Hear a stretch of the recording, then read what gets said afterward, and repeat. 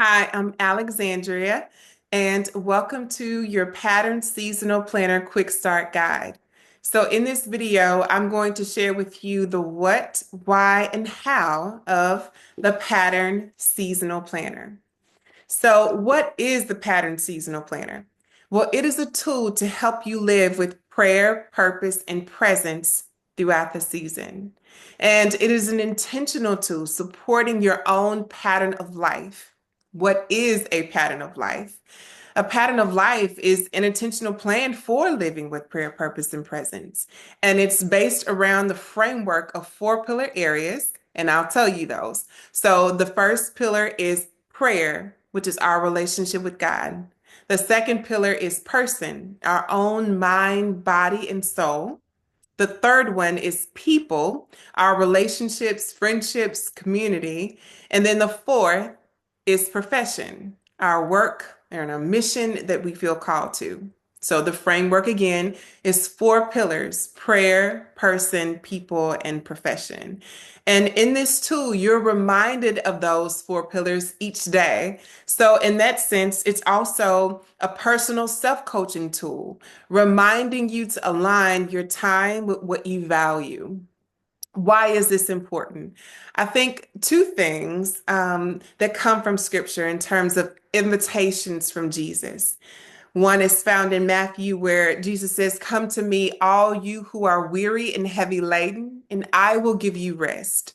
Take my yoke upon you and learn from me, for I am gentle and lowly in heart, and you will find rest for your souls." Why? Because my yoke is easy and my burden is light. And then the second invitation in John, where Jesus says, "Abide in me. I am the true vine, you are the branches. Abide in me. For without apart from me, you can do nothing. And it is to my Father's glory that you bear much fruit." Right? So when we think about flourishing, I think about bearing much fruit. And what is that fruit? The fruit of the Spirit: love, joy, peace, patience, kindness. And I think that if we were to have a conversation about what flourishing means to us, it might just be an abundance or an experience of those things: more self-control, more joy, more peace and patience, more loving relationships, and an experience of that. So I think that this conversation matters because in order to respond to those invitations in faith, it takes and requires some intentionality, some focus on this is what is on the table. This is what Jesus is putting on the table as far as what is on offer for our own well-being and our own flourishing. And how do we accept that invitation by faith? How do we respond with our faith? And for me, a pattern of life has been supportive in me doing that and experiencing that and saying yes to those things by reminding me each day of the reality of God, who God is, and who I am as his daughter. And so that is why this matters. And so how do you then use this tool? Well, I will share with you at the beginning of the planner, there's a process that I walk you through. And in this process, I give you different prompts. As you can see there, who are you? Where you just take some time and reflect on what are your strengths, what is unique about you, and what is important to you in this season. And then I prompt you to assess each pillar area and ask, what is a pain point in this area? So what's something that is difficult? And then what might be a praise? What is something that I'm thankful for? What is something that is going well? So you do that for each pillar area, and then that becomes a launching pad for you thinking about words or intentions that you want to cultivate in the coming season. And so here you have a vision board for you to put words or phrases or images that really reflect and speak to what you want to be intentional about. And then on the next page, I have you to pick out one word for each pillar area that encompasses what you want to be focused on. So you say, okay, this is it. Like, so for example, for me, when it comes to people, a pain point was we want to be more hospitable in our home in this season.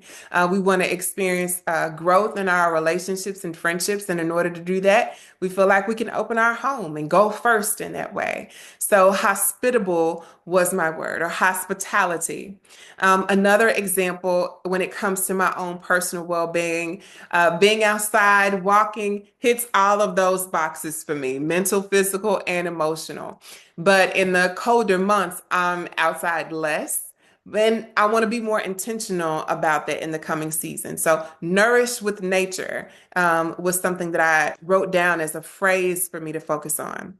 So, those are some examples in terms of intentions that I set for those pillar areas and what I want to focus on cultivating throughout the season.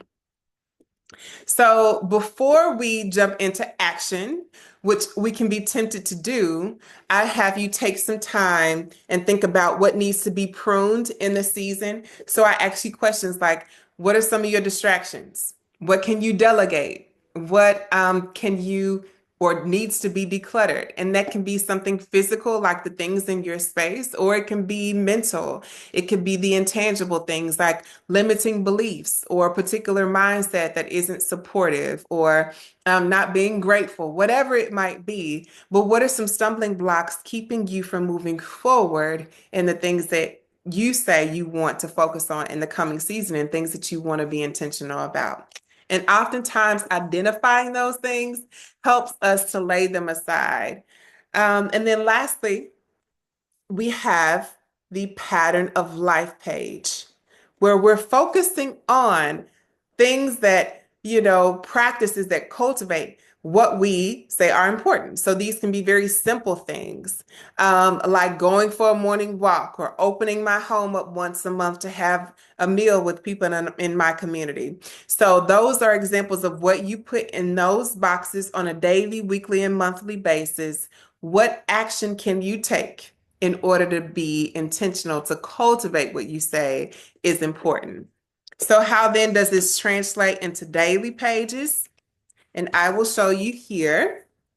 Each page, you put one thing in each of those pillar areas.